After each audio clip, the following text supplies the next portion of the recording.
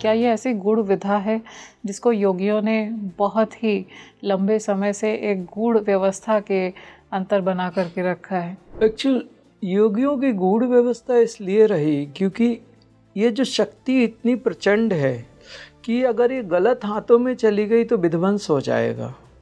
इसलिए इसको रहस्यों से और गूढ़ व्यवस्थाओं में बांध के रखा गया है। सुषुम्ना के भीतर जो नाड़ी तंत्र होता है, सुषुम्ना के भीतर भी गुप्त नाड़ी होती है, उनमें वो मूव करती है।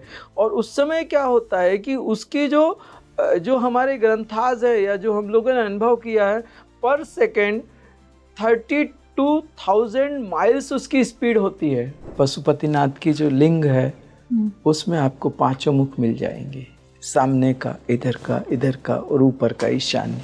अच्छा।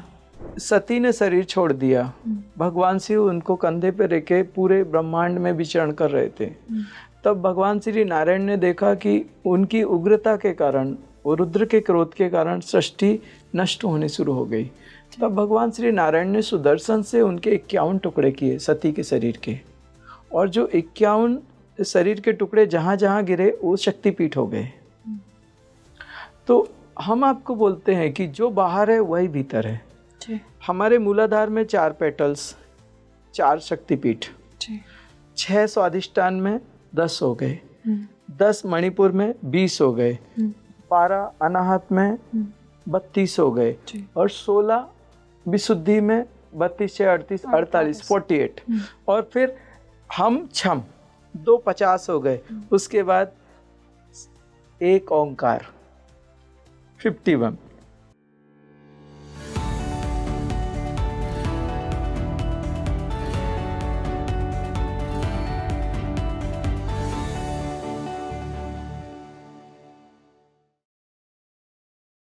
शिव और शक्ति का मिलन हमारे शरीर में किस तरह से होता है? मूलाधार से जब सहस्त्रार तक चेतना बढ़ती है तो क्या कुछ एक्सपीरियंसेस होते हैं साधक को, वो गूढ़ रहस्य, आज हम उनके बारे में बात करेंगे। हमारे शरीर में जितने प्राण हैं, क्या उन्हें शिव नेतृत्व करते हैं, उन्हें शिव ही संचालित करते हैं? शिव के कितने स्वरूप हैं, उनके क्या क्या नाम हैं? आज हम इन सभी बातों को इस डिस्कशन में जानेंगे। हाय फ्रेंड्स, आप देख रहे हैं स्पीकिंग ट्री पॉडकास्ट और मैं हूं आपके साथ आपकी सह यात्री माधवी। आज इस पॉडकास्ट में हमने चर्चा की है कि क्या कुछ एक्सपीरियंस होता है एक साधक को जब उनका चक्र जागरण होता है, क्या कुछ चेंजेस आ जाते हैं उनके ऑरा में, क्या एक नॉन योगी भी चक्र जागरण की साधना कर सकते हैं, और किस तरह से मास हीलिंग होती है। इन सभी बातों को आज हम जानेंगे और इसी को डिस्कस करने के लिए हमारे साथ में है शिवा साइंस मेडिटेशन से भैया जी। आइए, बहुत बहुत स्वागत करते हैं उनका। बहुत बहुत स्वागत है गुरु जी स्पीकिंग ट्री पर। आज के समय में क्या चक्र जागरण संभव है? चक्रास हमारे परमात्मा ने हमें वो संपदा दी है। जब एक आत्मा परमात्मा से निकल के बाहर आई तो परमात्मा ने अपनी शक्तियों से सुसज्जित किया उस आत्मा को। आत्मा परमात्मा का अभिन्न और अविभाज्य अंग है। जो परमात्मा में है वही आत्मा में है, और जो परमात्मा की शक्तियां हैं वही चक्रास में विद्यमान हैं। हम एक खजाने के ऊपर बैठ के भीख मांग रहे हैं। जब तक हम अपने अंदर के खजानों को नहीं खोलेंगे, जो हमारी तकदीर के विधाता हैं, जहाँ पे हमारे लिए कोई कर्म और प्रारब्ध बन रहा है, जहाँ हमारी किस्मतें लिखी जा रही हैं, ये हमारा अस्तित्व है। और इस अस्तित्व में जो चक्रास हैं वो हमारे खुद के हैं, लेकिन हमारी मर्जी के बिना ये चल रहे हैं। इनमें ऐसी तकदीरें लिखी जा रही हैं जो हमारे लिए पीड़ा से भरी है। ये सबसे बड़ा ज्ञान है। इससे बड़ा ज्ञान और कुछ नहीं हो सकता। एक राजा अचेत हो गया है, नशे में है, और उसके राज्य में उसके विपरीत कुछ व्यवस्थाएं चलने लगी और राजा अपने सिंहासन भूल गया है कि मैं राजा हूं। चक्रा जागरण मतलब एक राजा अपने सिंहासन पे आके बैठ जाए और कहे, सुनो मैं राजा हूं और अब मैं इन सब का मालिक हूँ, जो होगा वो मेरी मर्जी से होगा और अब सब कुछ मेरी मर्जी से चलेगा। चक्रा जागरण का मतलब है आप अपने अस्तित्व में जागृत हो जाए और अपनी शक्तियों को अपने हित के लिए कैसे यूज कर सकते हैं, अच्छी तरह से उसको कर सके। गुरुजी, मैं चक्रा जागरण की बात करूं तो चक्रा जागरण मैं कहूं कि सार्वजनिक रूप से उपलब्ध नहीं है। क्या ये ऐसी गूढ़ विधा है जिसको योगियों ने बहुत ही लंबे समय से एक गूढ़ व्यवस्था के अंतर बना करके रखा है? एक्चुअल योगियों की गूढ़ व्यवस्था इसलिए रही क्योंकि ये जो शक्ति इतनी प्रचंड है कि अगर ये गलत हाथों में चली गई तो विध्वंस हो जाएगा। इसलिए इसको रहस्यों से और गूढ़ व्यवस्थाओं में बांध के रखा गया है, गुप्त रखा गया है। ये गलत लोगों के हाथों में नहीं जानी चाहिए।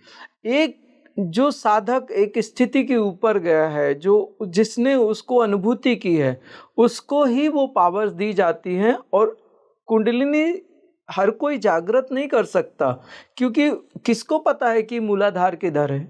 वो एनर्जी लेवल पे है, वो चक्रास सारे एनर्जी लेवल पे है और हम फिजिकल मैटर में हैं, हमारी कॉन्शियसनेस फिजिकल है, तो वहाँ कैसे जा सकता है और वो कुंडलिनी को कैसे ऑपरेट कर सकता है? और सेकंड क्या होता है, वो कुंडलिनी जो होती है सुषुम्ना के भीतर जो नाड़ी तंत्र होता है, सुषुम्ना के भीतर भी गुप्त नाड़ी होती है, उनमें वो मूव करती है। और उस समय क्या होता है कि उसकी जो हमारे ग्रंथाज है या जो हम लोगों ने अनुभव किया है, पर सेकेंड 32,000 माइल्स उसकी स्पीड होती है। 32,000 माइल्स उसकी स्पीड होती है हमारे जो पर सेकंड, जो हमारे ग्रंथों में उसकी स्पीड बताई गई है या जो गति बताई गई वो इतनी है। और हमारे जो कर्म भरे होते हैं, जिस नाड़ी में वो चलती है उस नाड़ी में कर्म भरे होते हैं, वो इतनी स्पीड से जाती है और कर्मों को टक्कर मारती है। उस समय अगर वो नाड़ी तंत्र टूट जाए या व्यवस्थाएं बिखर जाए तो वो नाड़ी से निकल के फिजिकल बॉडी में आ जाती है और साधक या तो मर जाता है या तो पागल हो जाता है। अच्छा, तो गुरु को क्या करना पड़ता है? जब कुंडलिनी जागरण करनी पड़ती है उसके पहले वो पूरी व्यवस्था बनाता है उसके लिए, शक्ति के लिए, ताकि शक्ति आसानी से मूव कर सके। वहाँ नाड़ी तंत्र को शुद्ध करता है, वो साधक को उस स्थिति में रखता है कि वो शक्ति चालन, जब वो शक्ति ऊपर नीचे होती है तो उसको कहते हैं शक्ति चालन क्रिया। तो साधक को उसके लिए पूर्ण रूप से तैयार करता है, साधक को बताता है कि ये होगा। जैसे फर्स्ट टाइम जब एनर्जी एक्टिवेट होती है तो वो फायर एलिमेंट उसमें प्राथमिकता होती है, उस समय साधक के जो लोअर लेग्स हैं, मसल्स हैं, वो दर्द करते हैं और थोड़ा उग्र होती है शक्ति, तो वो उग्रता साधक के थोड़े मन में आती है, तो थोड़े समय के लिए साधक चिड़चिड़ा हो जाता है। अच्छा, उसमें कुछ चीजें ऐसी होती हैं कि जब वो प्रोसेस होती है तो वो कंपलसरी होता है। उस समय गुरु बताएगा कि बच्चे ये होगा, इसको शांति से लेना बेटा, इतना समय ये ऐसे रहेगा। तो साधक अपने आप को पहले से तैयार करता है कि मैंने क्रोध नहीं करना, मैंने शांत रहना है, और मेरे मसल पेन होंगे तो मैंने थोड़ी एक्सरसाइज कर लेनी है या मस्टर्ड ऑयल से थोड़ी मालिश कर लेनी है या कुछ ऐसा, वो पहले से तैयार रहता है। उसके आने वाले वो एक मास्टर उस रास्ते पे जा चुका है, उसने हर एक चीज अनुभूति की है, उसको मालूम है कहाँ पे क्या है और क्या होगा। वो पहले से अपने बच्चे को तैयार करता है कि ये है, ऐसा है, ये होगा। उसके बाद में जो झटके आते हैं उसके लिए साधक पहले से तैयार होता है। और मोस्टली क्या होता है कि जो प्रॉब्लम्स उसके शरीर में होने वाली है, गुरु उसको 80-90% डिसॉल्व कर देता है एनर्जी से। थोड़ी हल्की फुल्की जो आते हैं झटके, वो तो साधारण रूप से आने ही चाहिए, उस साधक को तैयार करने के लिए वो आवश्यक भी हैं। तो वहाँ एक मास्टर का ही काम है। अगर कहीं उधर पे गलत आदमी ने उसमें प्रवेश कर दिया या गलत तरीके से आपकी चेतना जागृत हो गई तो आपके लिए बहुत खतरनाक है, क्योंकि वो एक ऐसी गाड़ी है जिसको आपको चलाना नहीं आता है, सिर्फ आपने स्टार्ट कर दी और गियर में डाल दिया। अब तुम्हारे लिए कितनी खतरनाक है और जो सामने आएगा उसके लिए कितना खतरनाक है, आप उसके बारे में ABCD भी नहीं जानते। तो मैं ज़्यादातर कहना चाहता हूँ, कुंडलिनी साधना बहुत पुरानी प्राचीन साधना है। भगवान शिव ने माता पार्वती को जो साधना दी वो कुंडलिनी साधना दी। उसका जो ज्ञान दे रहे हैं, चक्रा मेडिटेशन का ज्ञान दे रहे हैं, ये बहुत पुराना है। आप जितने भी पुराने ग्रंथ देखोगे चक्रा मेडिटेशन पे हैं, आधारित हैं। और हमारे देश नहीं, विदेश तक ये चक्रा मेडिटेशन गई है। और सारे लोग एक बात को अच्छी तरीके से मानते हैं कि सारी मेडिटेशंस में चक्रा मेडिटेशन सबसे पावरफुल है, बहुत इफेक्टिव है, इंस्टेंट रिजल्ट देने वाली है। लेकिन अगर इसको सही तरीके से यूज नहीं किया गया तो इसके दुष्परिणाम भी बड़े हैं। तो इसको किसी अच्छे मास्टर्स के साथ में ही करें। तो गुरुजी, आज के समय में कैसे चक्र मेडिटेशन किया जा सकता है? क्या चक्रों का जागरण आज के समय में पॉसिबल है? हाँ, जरूर पॉसिबल है। एक्चुअल क्या है, चक्रा जागरण, अगर आप बहुत ज़्यादा स्पिरिचुअल होना चाहते हैं या अध्यात्म में एक विशिष्ट स्थिति तक जाना चाहते हैं तो चक्रा जागरण करवाइए। लेकिन अगर आप सिर्फ अपने जीवन को ठीक से जीना चाहते हैं, बहुत ज़्यादा स्पिरिचुअल नहीं होना चाहते, आपको लगता है कि इतना नहीं चाहिए, बस हमें एक लिमिटेशन चाहिए कि लाइफ इजी जाए, तो चक्रा शुद्धि बस करवा लीजिए, उतने में भी आपका काम हो जाएगा। तो एक नॉन योगी गुरुजी, जैसे आजकल जन सामान्य है, हम लोग हैं, ये एक नॉन योगी अगर चाहे कि उनका चक्र जागरण हो जाए, वो किस तरह से हो सकता है आज के समय में? उस समय आपको किसी मास्टर के पास में आपको जाके बैठना पड़ेगा और उनकी मदद की ज़रूरत होगी। वो फ्लश करके क्लीन करके आपको दे देंगे। तो उससे क्या होता है कि जैसे हम जीवन जीते हैं तो हमारे शरीर भी गंदा होता है, हम ब्रश भी करते हैं, हम स्नान भी करते हैं, हम कपड़े भी बदलते हैं, ऐसे ही हमारे दूसरे शरीर जो होते हैं उनमें नेगेटिव एनर्जी स्टोरेज होती है। जैसे हमारा मन, आज मान लीजिए हमारे साथ कोई ऐसी घटना हो गई, संघर्ष हो गया, किसी ने हमें कुछ कह दिया, तो हमारा मन तो पीड़ा से भर गया। उसके बाद हम थोड़े दिन बाद भूल गए, लेकिन वो पीड़ा वहाँ स्टोर रहती है। और ऐसे करते करते बहुत सारी चीज़ें जो हमारे जीवन में दुख या सुख है वो हमारे मन के अंदर बहुत ज़्यादा स्टोरेज हो जाता है। फिर उसी को आप अगर क्लीन नहीं करो या क्लियर नहीं करो तो फिर एंजाइटी, स्ट्रेस, डिप्रेशन उसी से आता है, मन में ही है ना वो। तो उसको क्यों इस स्थिति तक आप आने देते हैं? जैसे आप अपने कपड़ों को साफ करते हैं, जैसे आप अपने ब्रश करते हैं, स्नान करते हैं, आप अपनी गाड़ी क्लीन रखते हैं, ऐसे आपके मन का जो शरीर है, मन को भी वॉश किया जा सकता है, मन को साफ सुथरा रखा जा सकता है। वो किसी योगी के साथ जब आप बैठो और उसको बोलो कि हमारे मन को शांत करके दो, क्लीन करके दो, उससे आप रिक्वेस्ट करो। और अगर वो करता है तो वो एकदम जब करेगा उसके बाद आप इतने रिलैक्स हो जाओगे, आपको लगेगा अद्भुत, एकदम आपका जो विज़न है या आपका जो शरीर है या आपकी जो व्यवस्थाएं हैं वो बहुत बदली लगेंगी आपको। क्योंकि मनुष्य मतलब मन की आयुष्य है, उसको मनुष्य कहते हैं। आप में सबसे ज़्यादा मुख्य व्यवस्थाएं हैं मन की। तो मन ही अगर गंदा हो जाए, अगर मन पीड़ा से भर जाए तो आपका जीवन अस्त व्यस्त हो जाएगा।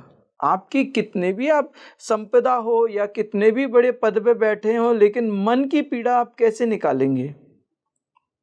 तो मैं आपको आह्वान करता हूँ, अगर आपको अपने मन की शुद्धि चाहिए है, चक्रास शुद्धि चाहिए, तो आप एक बार अनुभूति करें चक्रास की, मन की, और आके उसके बाद आपको पता चलेगा कितनी पावरफुल मेडिटेशंस हैं।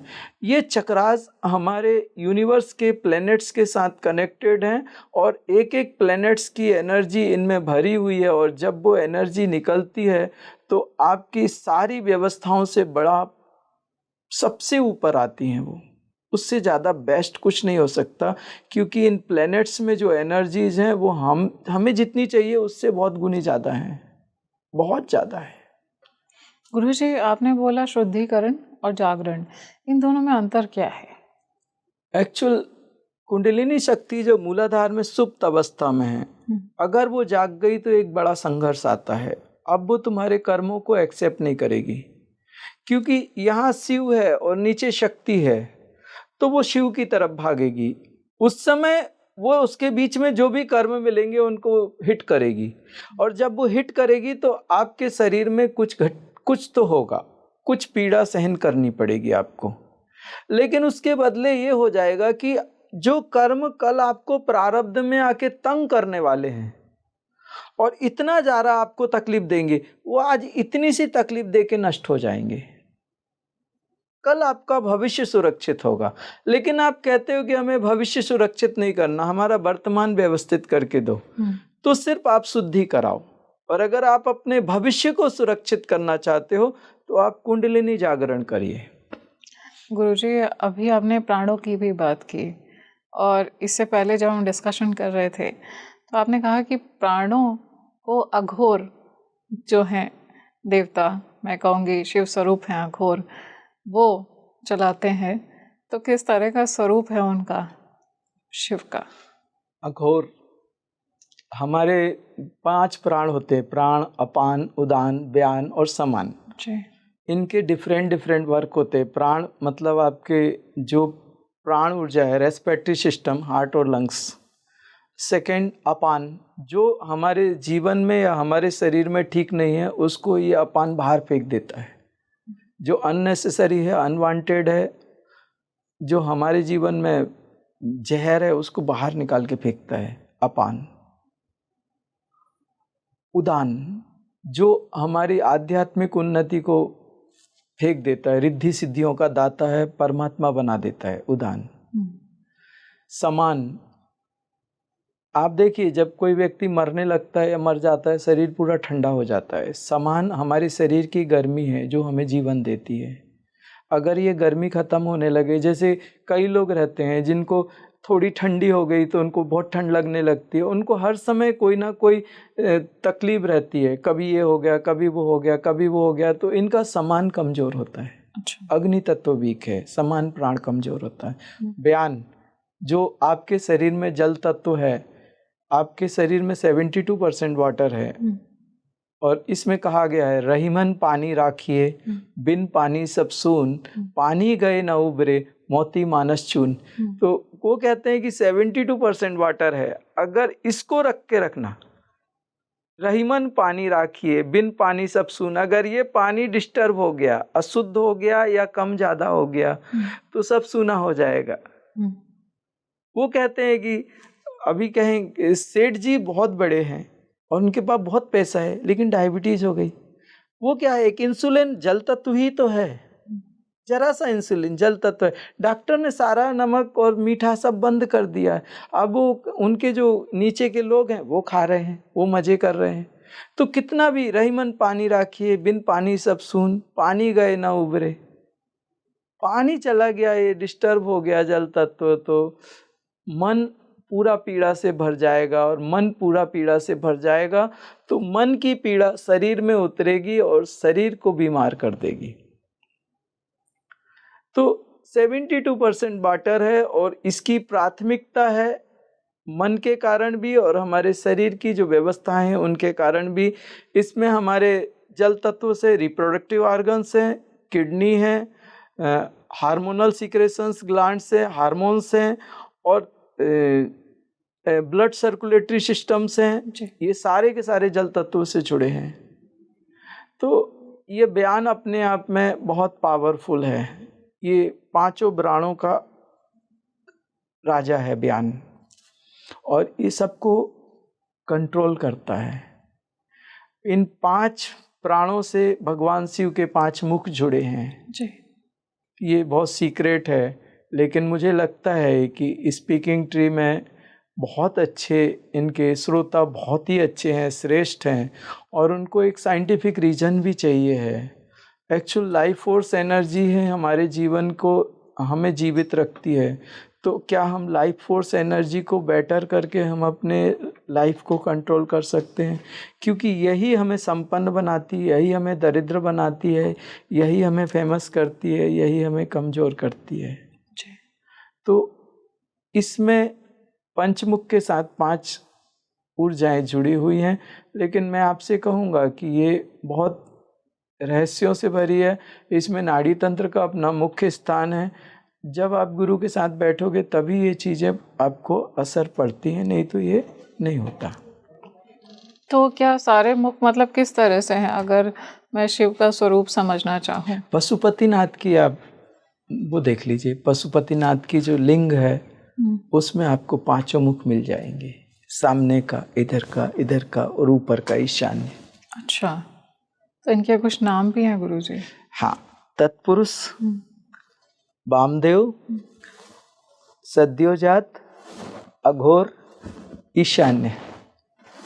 अच्छा, तो इनमें से सबसे ज़्यादा इम्पोर्टेंट जो मैं कहूँ कि एक मैसेज देता है ऊपर जाने का, चेतना का स्तर ऊपर उठने का, ये कौन सा स्वरूप है महादेव का? अघोर।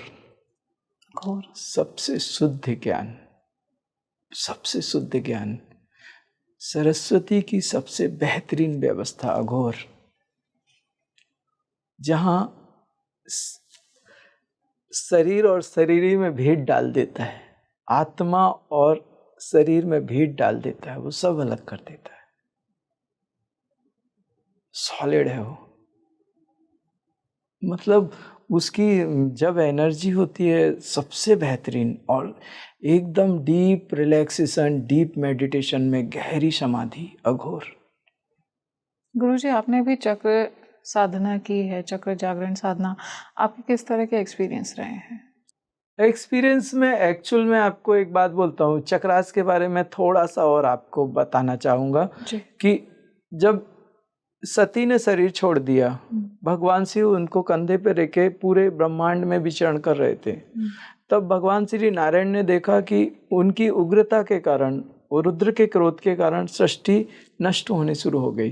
तब भगवान श्री नारायण ने सुदर्शन से उनके 51 टुकड़े किए सती के शरीर के, और जो 51 शरीर के टुकड़े जहां जहां गिरे वो शक्तिपीठ हो गए। तो हम आपको बोलते हैं कि जो बाहर है वही भीतर है। हमारे मूलाधार में 4 पेटल्स, 4 शक्तिपीठ, 6 स्वादिष्ठान में 10 हो गए, 10 मणिपुर में 20 हो गए, 12 अनाहत में 32 हो गए, और 16 विशुद्धि में 32 से 38 48 48, और फिर हम छम 2 50 हो गए। उसके बाद एक ओंकार 51, सतनाम श्री वाहे गुरु, एक ओंकार, उन सब का राजा इधर 51 हो गए। ये हमारे शरीर में जो चक्राज में सती के टुकड़े पड़े हैं, सती है ये, इनके एक एक अंग जो है भगवती का, जब आप आपके लोटस में जाके उसके एक अंग को जागृत करोगे, फिर दूसरे को जागृत, ऐसे करते करते जब सारे अंग जागृत होते हैं, तब वो शक्ति आपके अंदर पूरी जागृत होती है, पार्वती बनके। जो सुप्त है वो सती है, और जो जागृत है वो पार्वती है। तो अगर आप समर्थ बनना चाहते हो तो अपने चक्रास के एक एक पेटल्स पे जाके साधना करो। उसकी भैरवी है, उसका भैरव है, उसकी योगिनी है, उसकी अपनी खुद के शक्तिपीठ है। अच्छा, ये सब हमारे शरीर के भीतर ही है, अंदर है, सब अंदर है। गुरुजी, मूलाधार चक्र में क्या पिछले जन्म की यादें, स्मृतियां भी छुपी हुई होती? एक्चुअल मैं आपको इसमें और एक चीज बताता हूँ। मूलाधार जो है, हम जो हैं, हमारा जो फिजिकल बॉडी है वो है मूलाधार। 5 एलिमेंट्स है इसमें, पृथ्वी, जल, अग्नि, वायु और आकाश। ये समझ लीजिए कि एक फैक्ट्री है, फैक्ट्री में प्रोडक्शन हो रहा है, यहाँ हमारे कर्म है जी। यहाँ से कर्म जब उतरते हैं तो वो कर्म एक नेगेटिव है या पॉजिटिव है, वो एक बीज है। उस बीज से एक वृक्ष बनाना है और उस वृक्ष से फल क्रिएट करने हैं। यहाँ ये कर्म बीज है, इससे प्रारब्ध फल बनाना है। तो यहाँ पे बहुत सारे चक्राज ऐसे हैं जिनका मैं आपको नाम नहीं बताऊंगा, प्रोसेस वो सब सीक्रेट्स हैं। तो ये बीज जो होता है उन चक्राज में जाके प्रोसेस में होता है, और वो प्रोसेसिंग होती है, वो बीज छोटा रोपा बनता है, पौधा बनता है, वृक्ष बनता है, और आखिरी का जो चक्र है, इधर ऊपर का चक्र है मूलाधार के ऊपर का, वो अलग चक्रास है।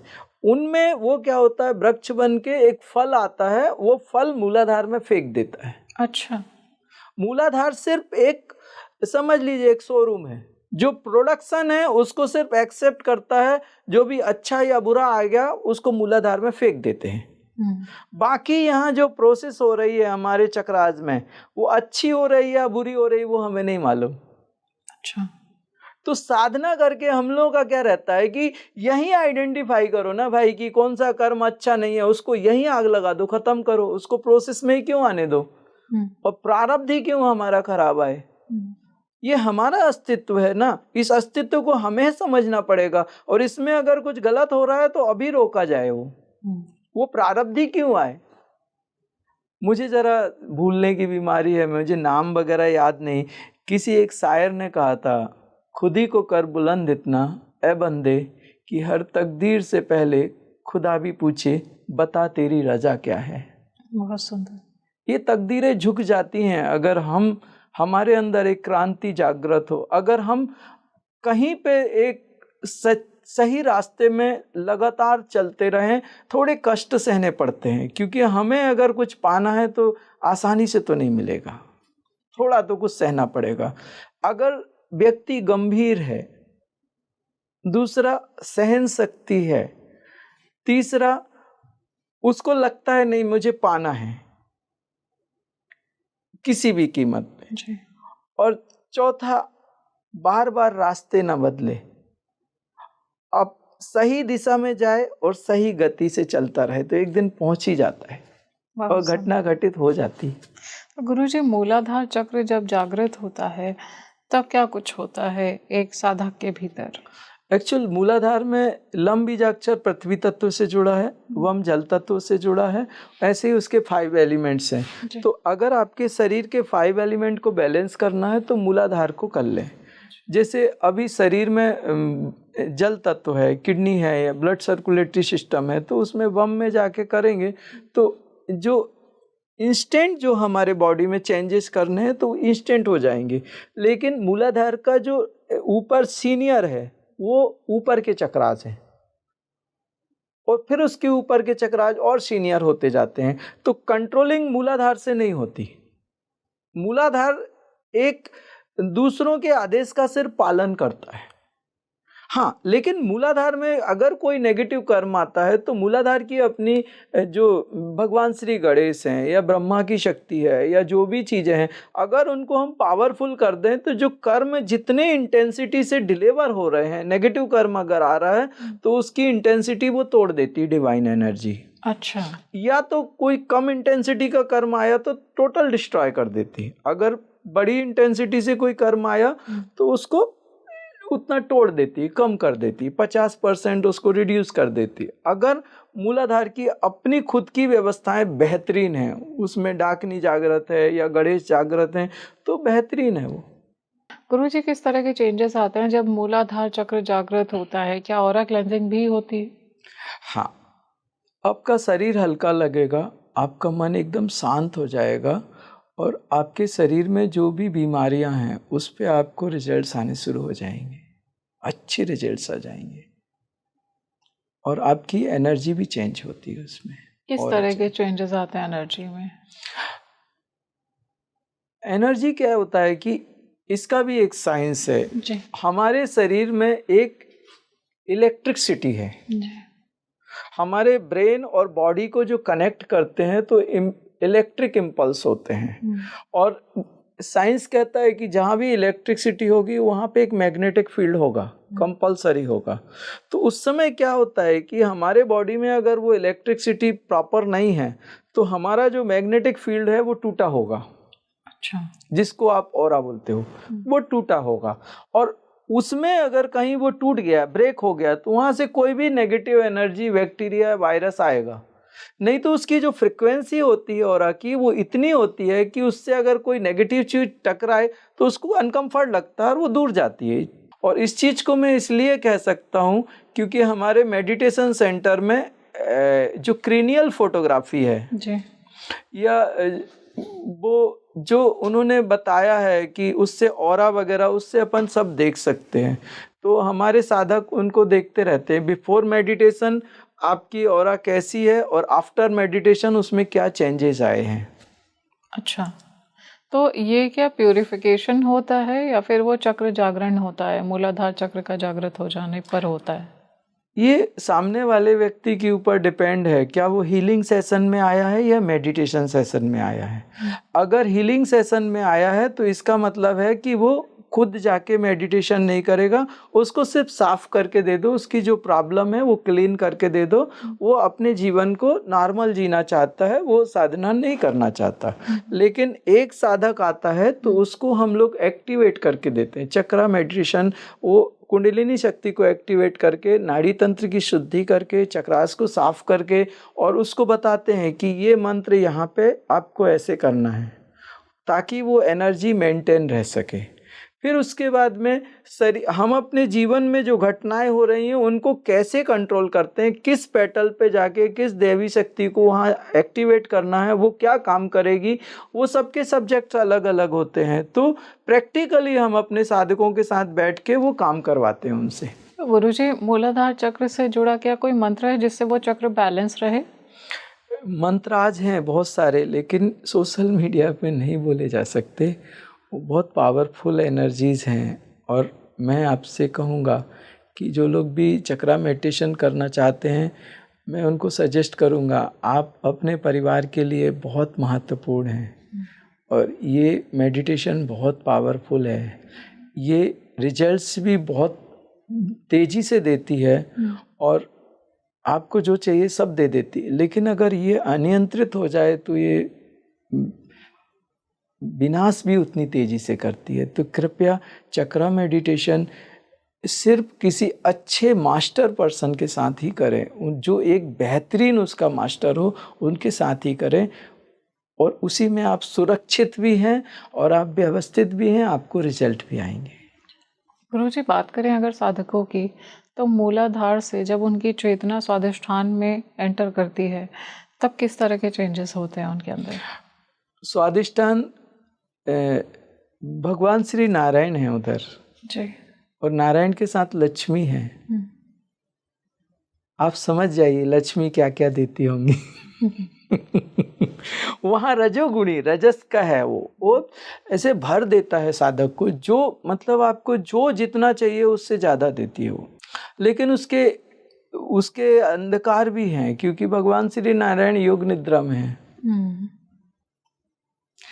अगर वो योग निद्रा से बाहर आ गए होते तो आप रिस्क, वो जब आता है धन समृद्धि और जो रिद्धियाँ सिद्धियाँ आती हैं उस समय, और लोग ऐसे वाह वाह वाह भगवान बना लेते हैं आपको, सारी चीज़ें आपको आसानी से मिलती हैं, क्योंकि वो राजाओं की जैसी व्यवस्था आ जाती है।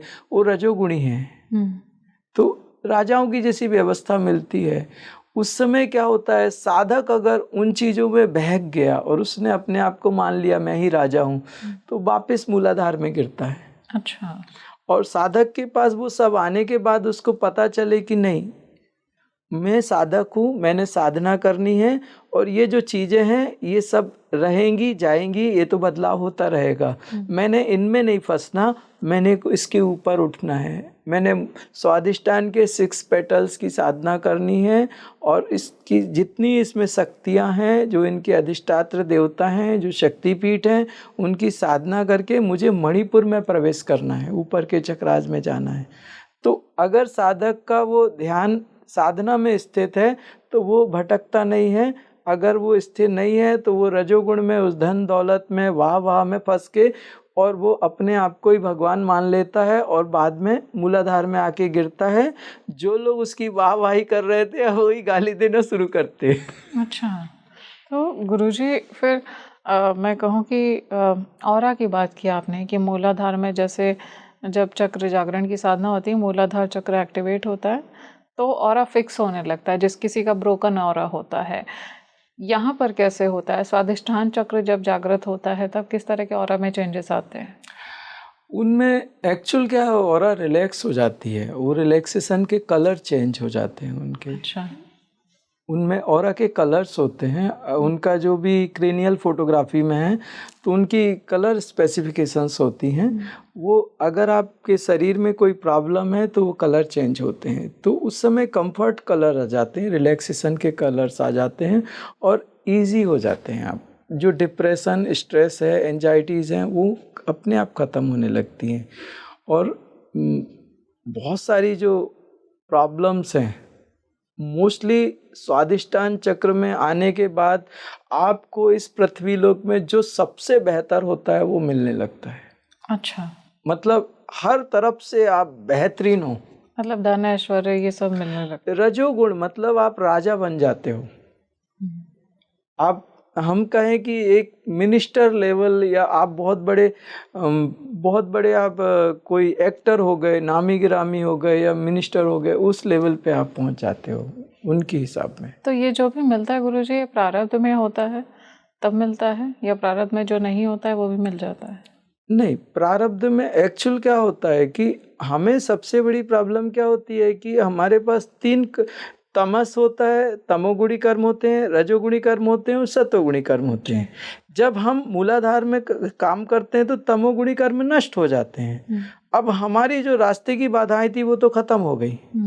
अब हम आ गए रजोगुणी कर्म में।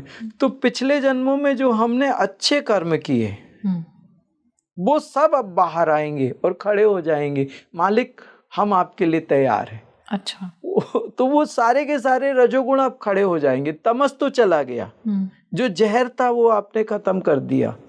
अब बचे हैं थोड़ी बहुत, रजस में भी थोड़ा तमस आता है, मतलब या रजस में थोड़ा सतस भी मिक्स हो जाता है, ऐसा होता है उसमें भी। तो जितने भी कर्म आएंगे आपके पास्ट लाइफ के, जो आपने कहीं पे बहुत अच्छे किसी की मदद की है, किसी की हेल्प की है, वो सब रजोगुणी कर्म में आ जाएंगे और वो सारे प्रारब्ध में परिणित होने लगेंगे। अच्छा, एक साथ परिणित होने लगेंगे। तो जो भी प्रारब्ध में है, जो भी हमने अच्छे कर्म किए हैं, वो सब हमारे सामने एक रिजल्ट बन करके खड़े हो जाएंगे। और एक बात समझिए, एक बीज है जी। एक बीज से वो जो ट्री निकली, वो वृक्ष बना, उससे कितने फल, और उन फलों से कितने बीज, और उनसे कितने वृक्ष और कितने फल, कंपाउंड होता चला जाता है। हाँ। तो वो रजोगुण मतलब आपके पास अगर वो अच्छी चीज आ गई और आपने लोगों की बहुत मदद की, तो कितने अच्छे आपने और कितने अच्छे कर्म कर लिए। अब वो कर्म फिर प्रारब्ध में आएंगे। तो गुरुजी, किस तरह से चेतना बढ़ती है ऊपर की तरफ? वही कुंडलिनी शक्ति है, वही धूमावती है, वही चेतना है। जब वो ऊपर उठती है तो सारे कर्मों को खाती हुई चलती है। अच्छा जैसे आपने टॉर्नेडो देखा है जी। वो कैसे उठता है और ऊपर की ओर चलता है, वैसे ही वो पूरी प्रचंड गति के साथ ऊपर चलती है और अपने अंदर कर्मों को समेटती जाती है। और उसकी ऊर्जा इतनी रहती है कि उसके अंदर जो कर्म चले गए वो डिस्ट्रॉय हो जाते हैं। वो जितनी ऊपर आएगी वो चक्र जागृत होते जाएंगे। गुरुजी, हम स्वादिष्ठान चक्र की बात कर रहे थे, तो जब वो चक्र जागृत होता है तो वहाँ पे जो भी प्रॉब्लम्स होती हैं वो भी खत्म हो जाती हैं? एक्चुअल स्वादिष्ठान चक्र के बारे में आपको बोलता हूँ। बीच में एक वम बीजाक्षर होता है, उसके बाद बम होता है। वम और बम अलग है। बम जो होता है वो आपके जीवन के सौंदर्य को बढ़ा देता है। अच्छा। और शक्ति देता है। भम आपको एकदम रिलैक्स कर देता है, शांत कर देता है, इजी कर देता है। मम जो है वो आपके अंदर जो ऊर्जा है वो इतनी भर के देता है कि आप निस्तेज नहीं हो सकते, हमेशा एनर्जेटिक रहेंगे। बहुत सारी एनर्जी को वो बैलेंस करके रखता है। यम जो होता है वो आपके जीवन में जो राजसी सुख राजाओं के पास होते हैं वो आपको लाके रख देगा। अच्छा। रम जो होता है वो आपके शत्रुओं के विनाश के लिए खड़ा होता है, आपको कोई टच नहीं कर सकता, आपको हमेशा सिक्योर करके रखेगा।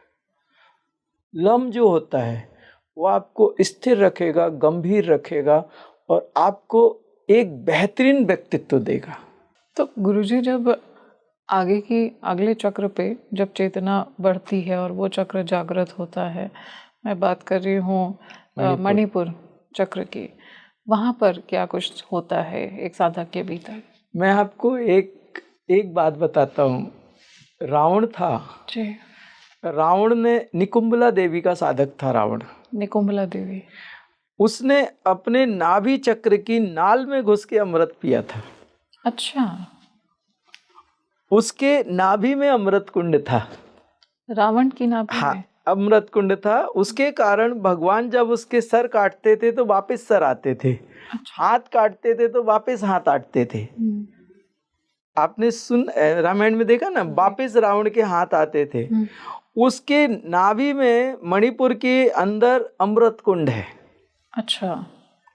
जो पुराने योद्धा होते थे या जो राजा महाराजा होते थे, वो अपने बच्चों को गुरुकुल में भेजते थे, वहाँ पे वो मणिपुर चक्र जागृत करते थे। या आपने देखा है वो तलवारबाजी करते हैं, बहुत फास्ट करते हैं वो लोग, एक दूसरे की आंखों में आंखें डाल के देखते रहते हैं। वो तलवार को नहीं, उसके मूवमेंट को, तलवार के मूवमेंट को नहीं देखते, वो आंखों में आंखें और अगर उनकी आंखें पलक झपक गई उतनी देर में वो तलवार, तो वो जो है वो मणिपुर से आता है।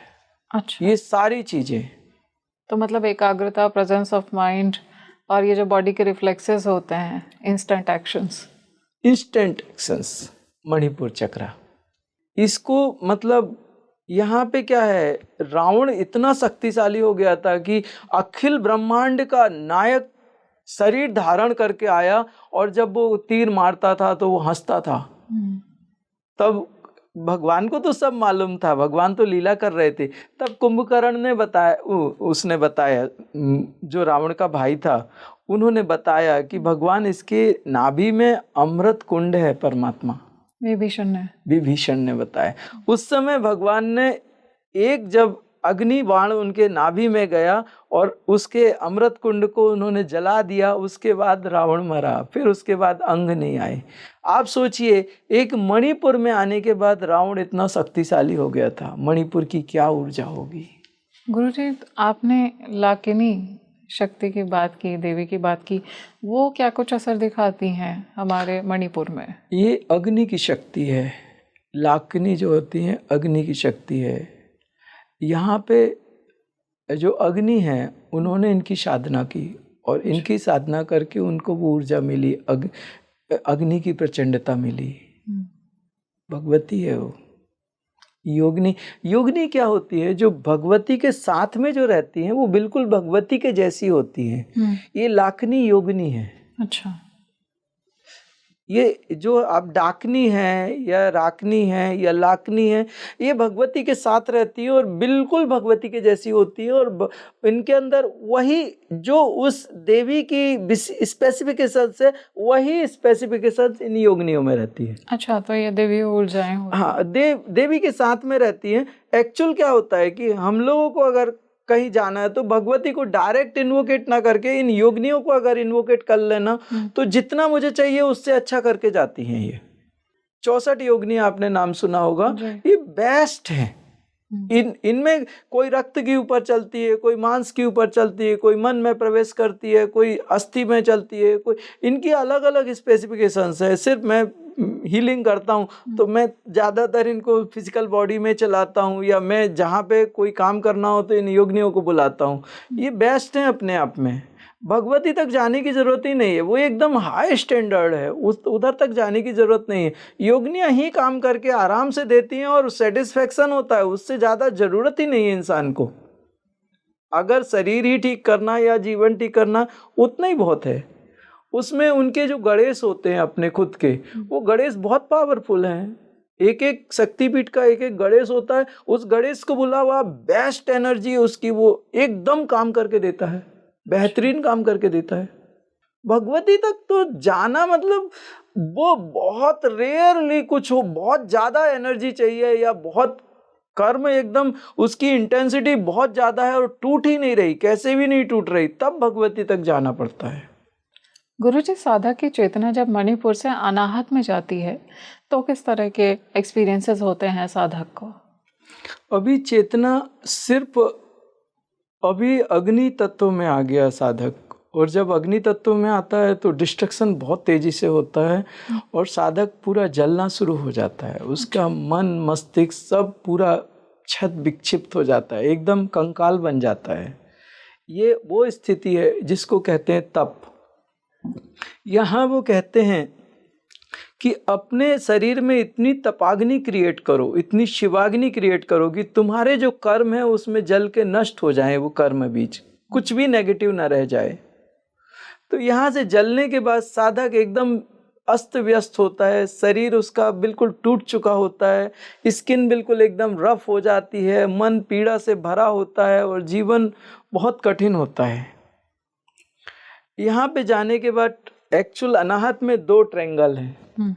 एक तो अग्नि का और उसी का अपोजिट है जल का जी। यहाँ पे बिल्कुल ऐसी अवस्था है जैसे तपती हुई दोपहरी में, रेगिस्तान की तपती हुई दोपहरी में कोई एक बूंद पानी के लिए तरस रहा हो, भाग रहा हो, दौड़ रहा हो, उसकी जान निकलने को हो,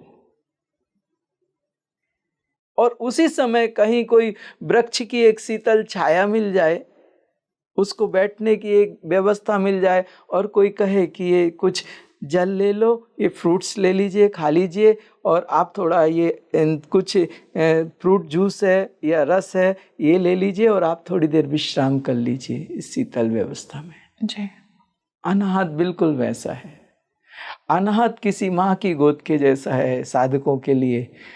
साधक बुरी अवस्था में होते हैं और अनाहत जब उसको अपने अंदर रखता है तो वो दैवीय शक्तियों के साथ साधक के शरीर को फिर से व्यवस्थित करता है, एक फिर से शरीर को नया बनाता है और साधक को गहरी समाधि में लेके जाता है, और वहाँ पे साधक को आगे की ओर पुश करता है। अनाहत एक सामर्थ्य देता है, ज्ञान के साथ बैलेंसिंग देता है साधक। गुरुजी, ये जो एंग्जाइटी होता है, डर होता है, किसी तरह का मैं कहूँ कि अंदर से फोबियाज लोगों को होते हैं, ये सब क्या अनाहत चक्र में ही होते? ऐसा नहीं कहा जा सकता सिर्फ अनाहत चक्र में। ये सारे चक्र एक दूसरे से इंटरनल कनेक्ट हैं, इंडिपेंडेंट कोई नहीं है। सिर्फ ऊपर के चक्र बॉस बन के बैठे हैं, वो नीचे के चक्रों को कंट्रोल कर रहे हैं, लेकिन जो आ रहा है वो ऊपर से ही आ रहा है। हाँ, अभी हमें ये देखना है कि ये व्यक्ति कितना समय हमें देता है। जैसे एक वृक्ष है आपके घर के बाहर, उसकी एक टहनी जो है आपके घर को पुश कर रही है, खिड़की के भीतर आ रही, तो आप उसको टहनी भी काट सकते हो या जमीन से जड़ से उस वृक्ष को निकाल सकते हो। तो ऐसे ही उस समस्या को, वो तो पूरे में फैला हुआ है, तो उस समय क्या होता है कि आप उसको कितना क्लियर करना चाहते हो। अगर थोड़ा समय है तो वो टहनी काट दीजिए। तो नीचे के चक्राज में जाके अगर आपको लगता है कि बहुत तकलीफ है, तो नीचे के चक्राज में जाके मूलाधार में या उसके थोड़े ऊपर के चक्राज में जाके अगर उधर क्लीन किया जाए तो उस समय टोटल रिलैक्स हो जाएगा वो। तो ये इमोशंस जो होते हैं गुरुजी, जैसे मैं बात कर रही थी फियर एंड एंग्जाइटी, फोबियास की, ये जो इमोशंस हाइटेंड होते हैं, क्या ये जब अनाहत चक्र एक्टिवेट होता है या उसका शुद्धिकरण होता है तो इनसे भी निजात मिलती है, ये भी बैलेंस हो जाते हैं?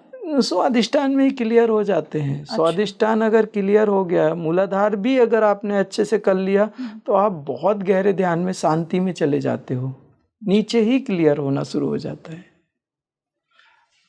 मूलाधार की अगर थोड़ी भी बेहतरीन साधना कर ली जाए तो एंजाइटी, स्ट्रेस, डिप्रेशन वहीं खत्म हो जाते हैं।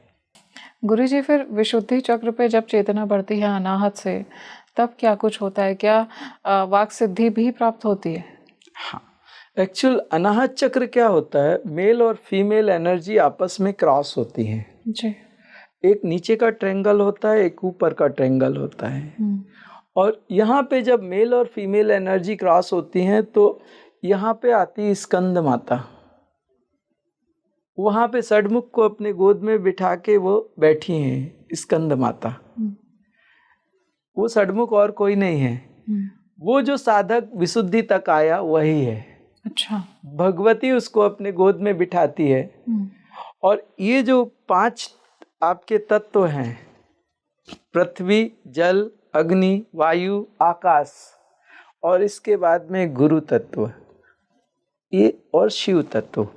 तो जब यहाँ विशुद्धि में आ गया साधक और स्कंद माता अगर यहाँ एक्टिवेट हो गई, वो चक्राज की जो शक्ति है, साखनी होती है इधर पे, वो यहाँ पे जब आ जाती है तो स्कंद माता उसको उठा के यहाँ पे मूव कर देती हैं, आज्ञा चक्र जागृत हो जाता है। यहाँ पूरी प्रकृति है आपकी, ये प्रकृति है, और यही प्रकृति अपनी शक्ति से आपको यहाँ तक मूव कर देती है, क्योंकि आपकी स्पाइनल कार्ड तो यहीं तक है, ये रनवे है, स्पाइनल कार्ड रनवे है, इस पे वो चेतना दौड़ती है और टेक ऑफ करती है। तो यहाँ से टेक ऑफ करना पड़ेगा, इसके यहाँ पे टेक ऑफ करना पड़ेगा, यहाँ पे ये वो तो खत्म हो गया, रनवे तो खत्म हो गया। तो यहाँ से दो पंख निकलते हैं, चेतना चिति बनती है। अच्छा। और वो उड़ के यहाँ आती है, और यहाँ आने के बाद में जो प्रेशर मारती है वो चेतना, तो ये दरवाजे ओपन कर देती, थर्ड आई ओपन हो जाती है। आज्ञा चक्र, थर्ड आई, जिसकी आज्ञा इन 5 भूतों पे चलती हो, वो आज्ञा चक्र, थर्ड आई। गुरुजी, आज्ञा चक्र जब जागृत हो जाता है साधक का, तो आज्ञा चक्र में क्या हम जो भी आज्ञा देते हैं, जो भी कमांड देते हैं, पूरा हो जाता है?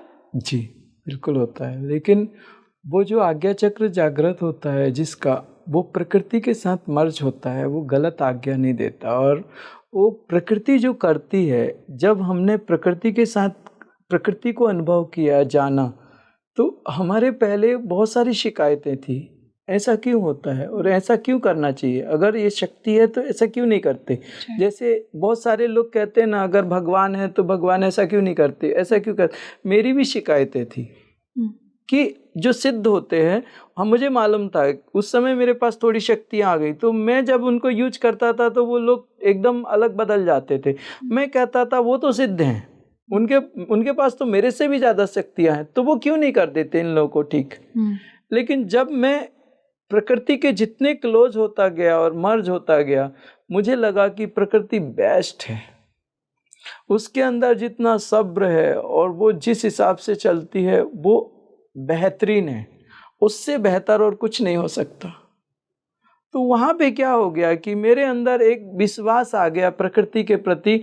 अब जो प्रकृति करती है मैं उसमें हस्तक्षेप बहुत कम करता हूँ, मैं नहीं चाहता, मेरा प्रकृति के साथ संघर्ष खत्म हो गया। अब मैं वो देखता हूँ कि प्रकृति किस व्यवस्था में क्या डिसीजन लेती है, वो थोड़ा थोड़ा समझ में आता है, मुझे पता चलता है कि अब वो ये डिसीजन लेगी, ऐसा करेगी, वो मुझे बहुत पसंद आता है। मैं उतना सब्र नहीं कर सकता जितना प्रकृति करती है, और मैं जो उसके साथ जो उसके डिसीजंस देखेगी, इस स्थिति में अब वो क्या डिसीजंस लेगी, बेहतरीन थे। और उस समय मैंने सरेंडर कर दिया, मैं समझ गया कि आप जो करते हो वो बेहतरीन है, और आप जो भी करोगे मैं उसको एक्सेप्ट करूंगा। अब मैं प्रकृति के बाहर नहीं जाऊंगा। तो अगर मुझे कुछ ऐसा काम करना पड़ता है जो नेचर के विपरीत है, तो वहाँ पे मैं उन देवताओं को या प्रकृति को सबसे पहले कन्विंस करता हूँ कि ऐसी परिस्थितियाँ हैं और यहाँ पे थोड़ा सा रूटीन से ज़्यादा ये थोड़ा अलग रूट में जाना पड़ेगा, ये नहीं करेंगे तो गड़बड़ होगा, ज़्यादा गड़बड़। उनसे डिस्कस करके एक वो उसके बाद में फिर उसको करता हूँ। या तो फिर मैंने कर दिया, सेशन में कभी अर्जेंसी आ जाती है, बहुत इमरजेंसी आ जाती है, तो उस समय ऐसे कार्य करने पड़ते हैं जो प्रकृति के बिल्कुल विपरीत होते हैं।